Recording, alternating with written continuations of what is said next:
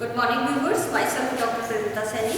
आज हम BEd second year के अंडरस्टैंडिंग द सेल्फ पेपर के अंतर्गत मास कम्युनिकेशन अर्थात जन संचार या संप्रेषण के बारे में डिटेल में स्टडी करेंगे। इससे पहले हमने अंडरस्टैंडिंग द सेल्फ में शिक्षण अधिगम प्रक्रिया में प्रभावशाली संप्रेषण के ऊपर जो अध्यापक की भूमिका है, प्रधान अध्यापक की भूमिका है, इसके बारे में स्टडी की थी। उसी का एक थोड़ा सा पार्ट छूटा हुआ है, वो पहले करते हैं, फिर उसके बाद हम ये मास कम्युनिकेशन स्टार्ट करेंगे। तो शिक्षण अधिगम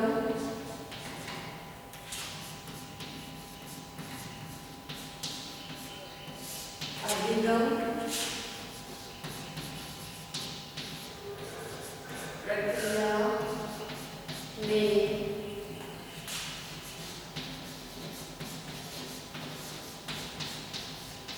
प्रभावशाली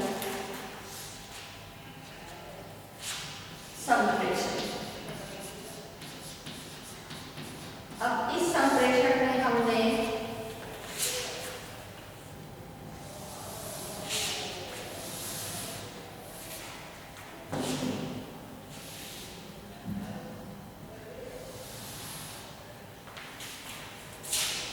तीन जो भूमिका है, इसमें सबसे पहले थी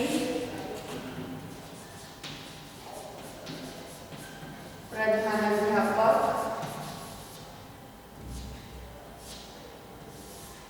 की भूमिका। ठीक है। सेकंड इसमें थी, वो थी अध्यापक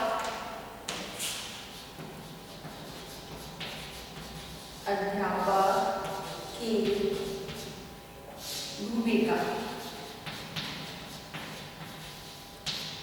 ये हमने इतने पॉइंट्स पिछले वीडियो में स्टडी कर लिए। अब जो थर्ड इसकी जो भूमिका है,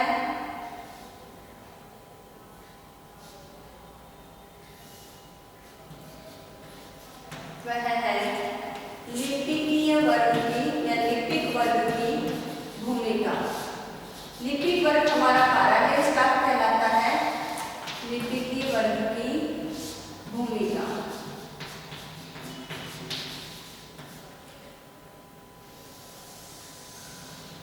अब ये जो लिपिकीय वर्ग है खंड हमारा, ये लिपिकीय वर्ग भी जिस प्रकार से विद्यालय में प्रधानाध्यापक और अध्यापक की इम्पोर्टेंट भूमिका होती है, उतनी ही भूमिका लिपिक वर्ग की भी होती है।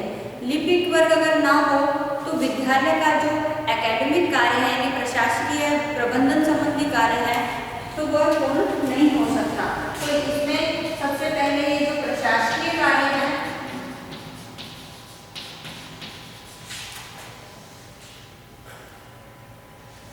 प्रशासकीय कार्य,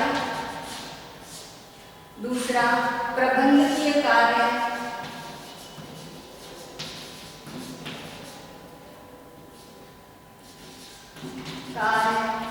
तीसरा सरकारी आदेश जो भी आते हैं हायर अथॉरिटी के,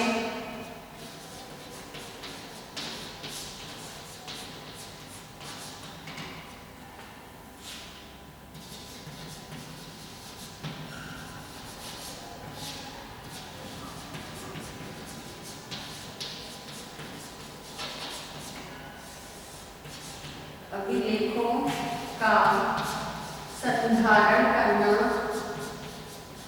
यानी उसका एक तरह से पूरा व्यवस्थित लेखा जोखा बना के रखना, ये समस्त कार्य लिपिकीय वर्ग। प्रशासकीय कार्य में जो भी हमारे प्रशासकीय कार्य होते हैं प्रशासन से संबंधित, चाहे वो लैब हो, कक्षा हो, तो इन सभी में इनका इम्पोर्टेंट रोल होता है। प्रबंधकीय कार्य में जो मैनेजमेंट होता है, जो एक तरह से गवर्नमेंट के अंदर सरकारी मैनेजमेंट है, लेकिन प्राइवेट संस्थाओं में जिसने स्कूल खोला है वो मैनेजमेंट होता है। तो वह भी समस्त कार्य जो ऑफिस वर्क होते हैं, सूचनाएं भिजवाना है विद्यालय की, वह समस्त कार्य इसके अंतर्गत आते हैं। और सरकारी जितने भी आदेश आते हैं उनको भी मैनेज करके एक उनका अभिलेख तैयार करना, बालकों की उपस्थिति का रिकॉर्ड से संबंधित दस्तावेजों को संधारण करना, क्योंकि तैयार तो अध्यापक करते हैं लेकिन उनका जो रखरखाव है, संधारण है, वो सारा क्या होता है, लिपिकीय वर्ग के माध्यम से किया जाता है। साथ ही जितना भी इसमें कैशियर आ जाते हैं, 3rd ग्रेड 2nd ग्रेड लिपिकीय वर्ग आ जाते हैं, LGC UDC ये सब इसमें आते हैं। तो ये समस्त व्यक्ति मिलकर के ही इस पूरे विद्यालय के प्रशासकीय, प्रबंधकीय और सरकारी आदेशों से संबंधित अभिलेखों का संधारण करके विद्यालय की जो व्यवस्था है उसको सुचारू रूप से चलाने में अपना इम्पोर्टेंट रोल प्ले करते हैं। अगर इनका व्यवहार,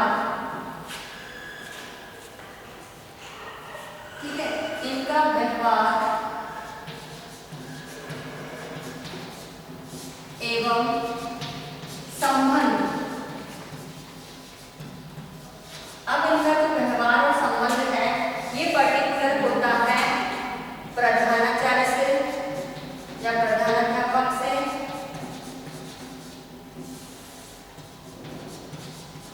सेकंड होता है इनका सीधा संबंध होता है, संबंध या संपर्क हम दोनों चीजें इसमें ऐड कर देते हैं, ये होता है अध्यापक से, और तीसरा जो इसका इनका सीधा डायरेक्ट संबंध भी होता है विद्यार्थियों से या छात्रों से।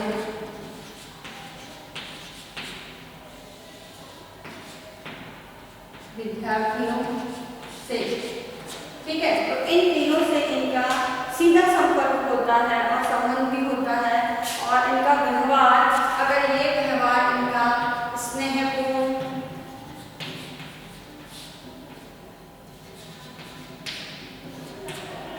और प्रेम पूर्वक होता है तो पूरी विद्यालय की जो व्यवस्थाएं हैं हमारी वो बहुत ही सुचारू रूप से चलती है।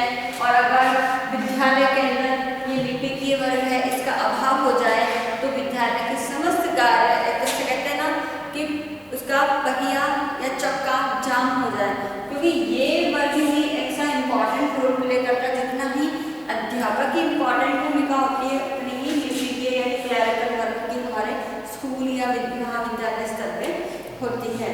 तो इनका संबंध प्रधानाध्यापक से, अध्यापक से, विद्यार्थियों से प्रेम पूर्वक और स्नेह वाला होगा तो कार्य व्यवस्था सुचारू रूप से चलेगी, अन्यथा उसमें समस्याएं उत्पन्न होगी। तो इस प्रकार से शिक्षण अधिगम प्रक्रिया में प्रभावशाली संप्रेषण में लिपिकीय वर्ग की भी इम्पोर्टेंट भूमिका होती है। तो ये जो था हमारे पूर्व के वीडियो का थोड़ा सा पार्ट छूट गया था वह है।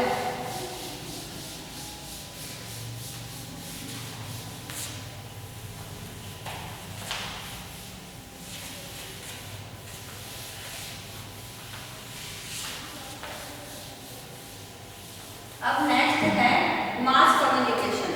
मास कम्युनिकेशन यानी हमारा जनसंचार या संप्रेषण। इसकी प्रकृति होती है, इसको इंग्लिश में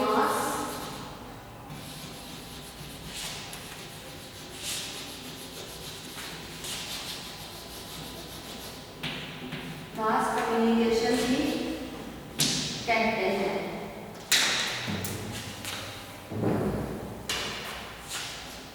इसकी प्रकृति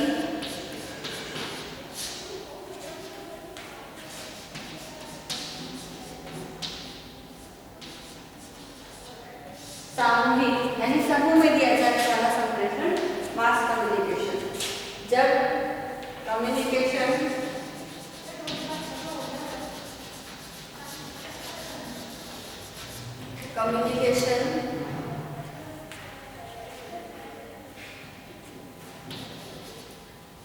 एक व्यक्ति का एक अन्य व्यक्ति से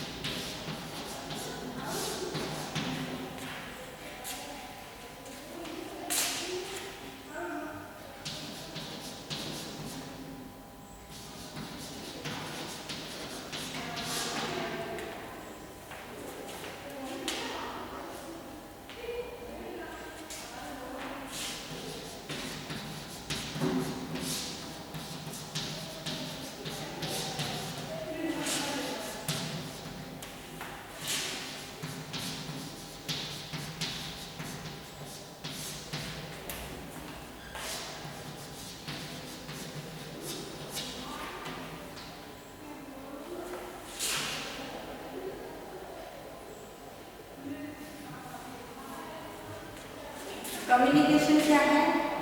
एक व्यक्ति का एक अन्य व्यक्ति से या दो से अधिक व्यक्ति से सूचना, तथ्यों, विचारों का आदान प्रदान ही कम्युनिकेशन है। और जब यही कम्युनिकेशन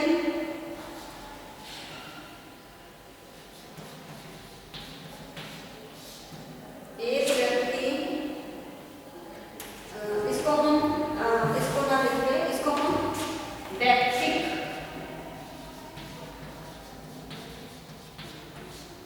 व्यक्तिक संप्रेषण भी कह सकते हैं, जो हमने पहले वीडियो में पढ़ा था। ठीक है। अब इसमें जब एक व्यक्ति या अन्य व्यक्ति से संप्रेषण होता है, संप्रेषण का मीन सूचना, विचारों और तथ्यों का आदान प्रदान, तो यह व्यक्तिक संप्रेषण कहलाता है। जब यही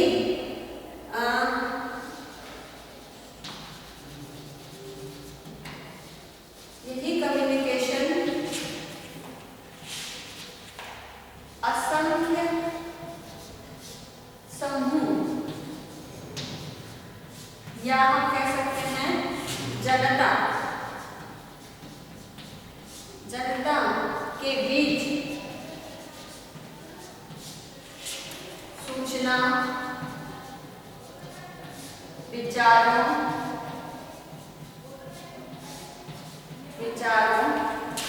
का आदान प्रदान किया जाता है, तो ये क्या कहलाता है? फिर मास यानी जन संप्रेषण या जन संचार। संचार का मतलब ही है आदान प्रदान या विनिमय ठीक है। तो इस हिसाब से, जिस प्रकार से आज आधुनिकतम साधन सूचना और संप्रेषण तकनीकी के माध्यम से हमारे पास अवेलेबल है, हम चाहे रेडियो की बात कर लें, टेलीविज़न की बात कर लें, इवन कि कंप्यूटर की बात कर लें। आजकल तो कंप्यूटर है, अब हमारे मोबाइल फोन जैसे स्मार्टफोन आज ज़्यादा हाईलाइट है, तो इन स्मार्टफोन के माध्यम से हम कोई भी सूचना, कोई भी तथ्य, विचार हम एक ही कुछ सेकंड के अंदर बहुत सारे विशाल जनसमूह को संप्रेषित कर सकते हैं। तो यही हमारा मास कम्युनिकेशन कहलाता है। अब इस मास कम्युनिकेशन का मीनिंग हम लेते हैं, वैसे बेसिकली रिपीटेड है, बट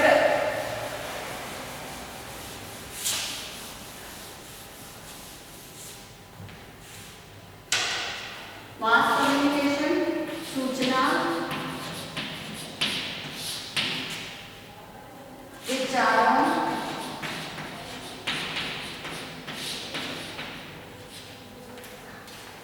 और मनोरंजन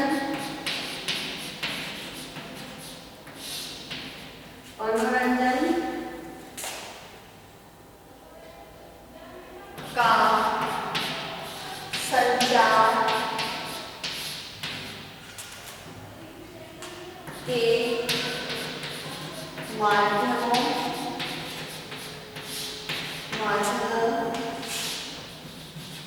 द्वारा व्यापक प्रसार ही क्या है? मास कम्युनिकेशन है। अब इस मास कम्युनिकेशन के जो साधन या उपकरण है हमारे, जो इस मास कम्युनिकेशन को एक तरह से कन्वे करने में हमारी हेल्प करते हैं, टीवी, रेडियो,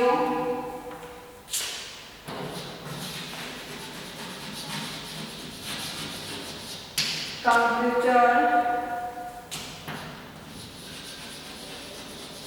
ईमेल, समाचार पत्र,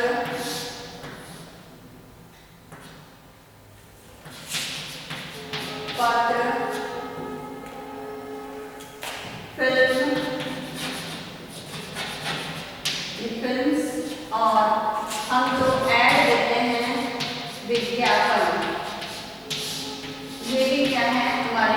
मास कम्युनिकेशन के एक तरह से उपकरण हैं जिनके माध्यम से हम विशाल जन समूह को अपने सूचनाएं, विचारों, तथ्यों, इंफॉर्मेशन जो भी है उन्हें हम सेंड कर सकते हैं और उसे संप्रेषित कर सकते हैं।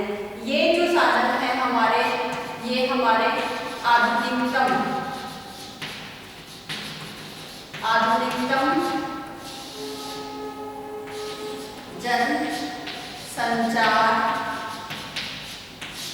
जनसंचार के माध्यम है।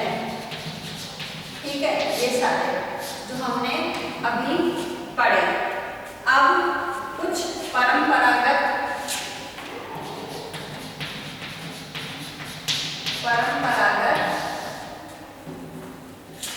जन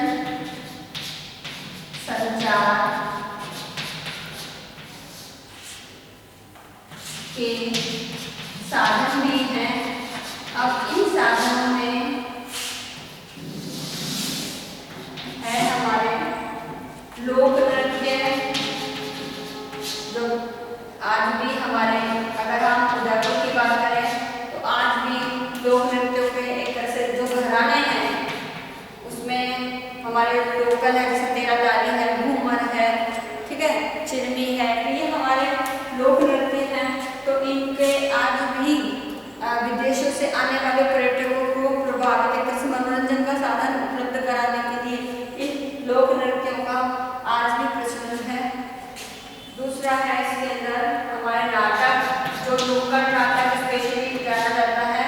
तो नुक्कड़ नाटक में भी क्या करते हैं हम, कुछ समस्याएं जो हमारे समाज से संबंधित होती है, कुछ स्थानीय प्रॉब्लम से संबंधित होती है, उनसे जुड़ी हुई समस्याओं को नाटक या नुक्कड़ नाटक या लघु नाटक के माध्यम से हम प्रस्तुत करके उसके अवेयरनेस के लिए पूरे जन समूह को क्या कर सकते हैं, हम सूचित कर सकते हैं। और आज भी ये चीज हमारे जो गांव वाले एरिया है, जहाँ चौपाल लगती है, वहाँ आज भी होती है।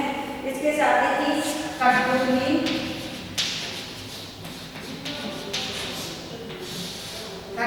के माध्यम से भी हम क्या कर सकते हैं, ये अपने जो भी सूचनाएं हैं उनको हम लोगों तक या जनता के विशाल समूह तक हम पहुंचा सकते हैं। ये नुक्कड़ नाटक के अंतर्गत है। तो ये सारे जो है हमारे जनसंचार के साधन हैं, जो परंपरागत पुराने समय से ही हम आज भी, अगर देखा जाए तो भारत गांवों का देश है, तो वहाँ आज भी इस तरह से जनता को संप्रेषित करने के लिए इन माध्यमों का या इन साधनों का प्रयोग किया जाता है। अब और आज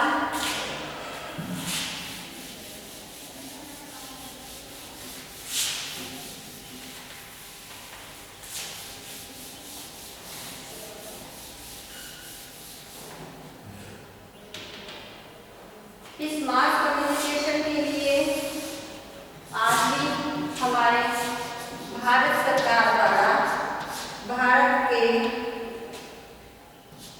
सूचना और प्रसारण मंत्रालय द्वारा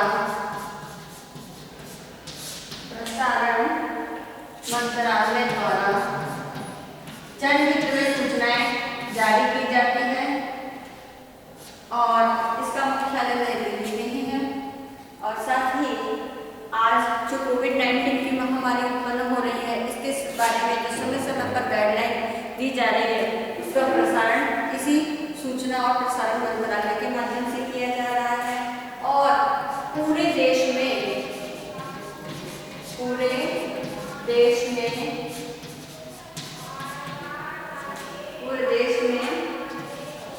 इसकी जो है क्षेत्रीय एवं शाखा कार्यालय स्थापित किए हुए हैं, ताकि जो भी सूचनाएं केंद्र द्वारा जारी की जाए उसे भारत के पूरे राज्यों में प्रसारित किया जा सकता है। तो ये सारी बातें हमारे जनसंचार से संबंधित हैं, जिसमें हम कोई भी सूचना और तथ्यों को एक ही समय में कुछ सेकंडों के अंतर्गत टेलीविजन के माध्यम से, चाहे रेडियो के माध्यम से या आजकल कंप्यूटर है, स्मार्टफोन है, उनके माध्यम से कुछ ही सेकंड में पूरे देश में फैला सकते हैं। इसलिए आज जनसंचार के लिए जो सोशल मीडिया है वह बहुत ही ज़्यादा एक्टिव पार्ट प्ले कर रही है, स्पेशली इस कोरोना महामारी के दौरान। अब है जन संचार की उपयोगिता। ये क्या यूजफुल है, तो इस उपयोगिता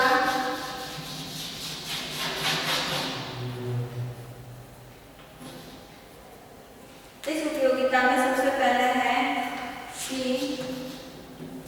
ये जो संचार है या जनसंचार है, जनसंचार ग्रहण करने में बौद्धिक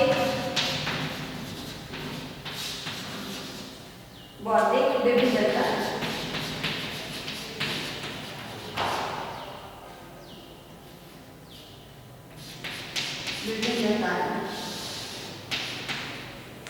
ठीक है, क्योंकि हर व्यक्ति के जो संचार ग्रहण करने की क्षमताएं अपनी अपनी होती है। उसकी जो बौद्धिक विभिन्नताएं हैं, इन बौद्धिक विभिन्नताओं में उसका जो शैक्षिक स्तर है उसका भी इफेक्ट पड़ता है, ठीक है, और जो मानसिक स्तर है उसका भी इफेक्ट पड़ता है। उसकी क्या मानसिक स्थिति है, साथ ही उसकी बौद्धिक क्षमता, बौद्धिक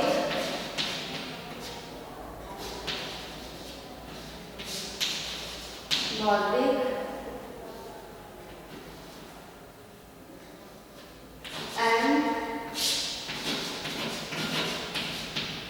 संवेदनात्मक क्षमता, तो इन सबका भी बहुत ही इफेक्ट पड़ता है। और इसी के माध्यम से व्यक्ति क्या करता है, अपनी सूचनाओं को रिसीव करता है, ग्रहण करता है। नेक्स्ट इसमें है संचार का स्तर। ये संचार किस तरह का है, तो संचार के स्तर के अनुसार ही संचार की ग्रहणशीलता,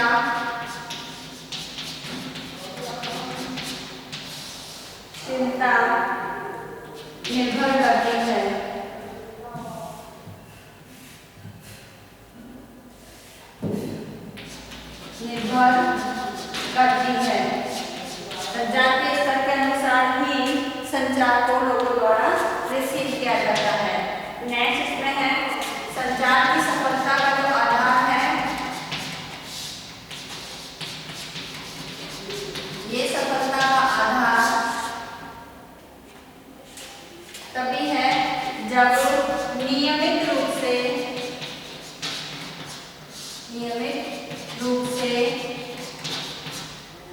संचार का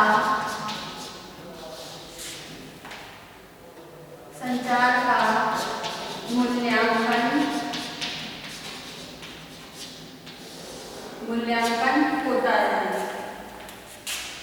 और नेक्स्ट इसके उपयोगी है कि संचारित की हुई भाषा तभी उपयोगी होगा जब हमारी संचारित भाषा स्पष्ट, सरल और बोधगम्य, समझ में आने योग्य होगी। बोधगम्य तथा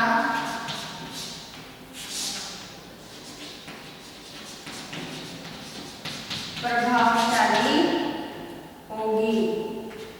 ऐसे संप्रेषण नहीं हो या संप्रेषण में हम जो शब्द प्रयोग कर रहे हैं वो ऐसे ना हो जिसमें कुछ भ्रांतियां, कुछ मिथ हो, तो लोग उस संप्रेषण को प्रभावशाली नहीं समझेंगे। तो ये सब बातें इसके अंतर्गत होनी चाहिए। फिर संचार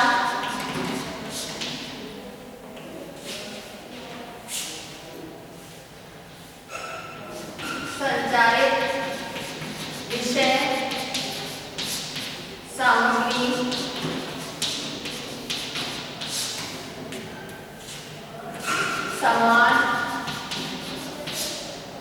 और उसकी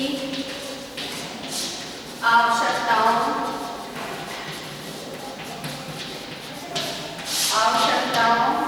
के अनुरूप हो, तभी वो संप्रेषण क्या होता है, उपयोगी होता है। और समाज की आवश्यकताओं के अनुरूप होने के कारण, समाज के आदर्शों के अनुरूप होने के कारण समाज के द्वारा उसे रिसीव किया जाता है। नेक्स्ट है इसमें कि संचारकर्ता को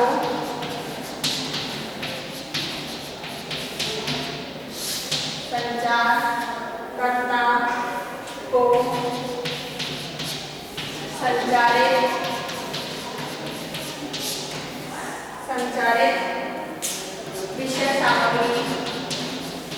विषय सामग्री के अनुरूप वातावरण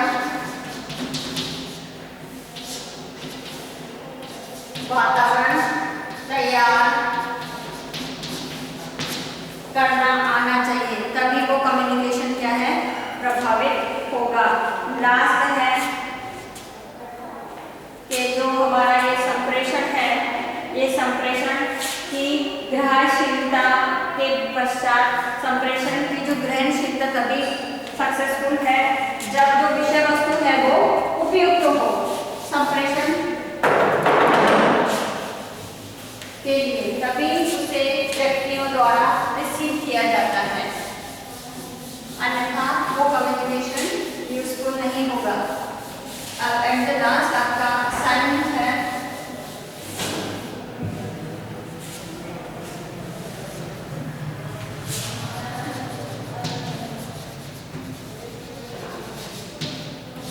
आपका असाइनमेंट में आपको 2 क्वेश्चन दिए जाते हैं। सबसे पहला है शिक्षण अधिगम प्रक्रिया में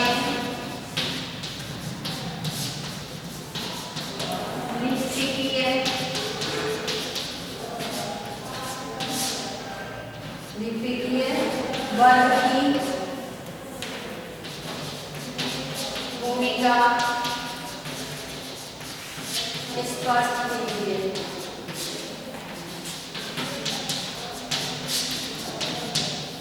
सेकंड क्वेश्चन आपको दिया जाता है कि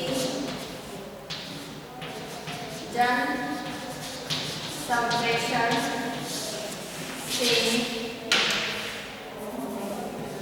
से क्या अभिप्राय है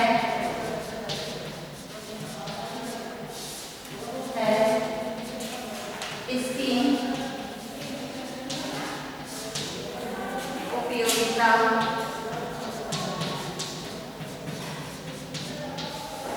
बताइए। तो इन 2 क्वेश्चंस का आपको आंसर करना है। इसके साथ ही एक और असाइनमेंट दे देते हैं कि जब भी आप कॉलेज आते हैं सब मास्क बना के लेके आए। इस कोरोना महामारी के दौरान आप अपने घर में रहिए, सुरक्षित रहिए, फेस पे सीधा मास्क लगा के घर से बाहर निकलना है, लोगों से 2 फीट की सामाजिक दूरी का पालन करना है, अपने हाथों को बार-बार सैनिटाइज करें। आई होप ये वीडियो आपके लिए यूजफुल